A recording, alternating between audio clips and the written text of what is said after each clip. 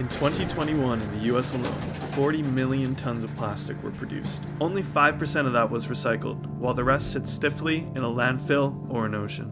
But there is no need to throw our plastics away when they can be remade infinitely. And here at Highwood, that's what we're all about. Our headquarters facility is 100% dedicated to lumber production through recycling.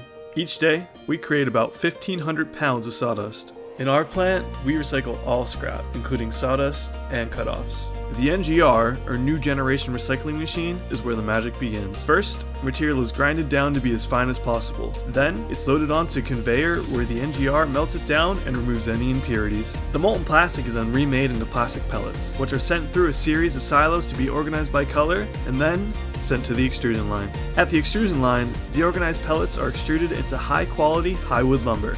Of course, we strive to be zero waste, so if any hiccups occur along the way, that plastic could once again be recycled to form the same high-quality Highwood lumber.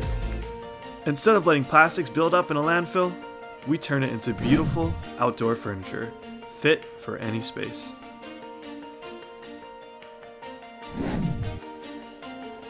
Highwood USA.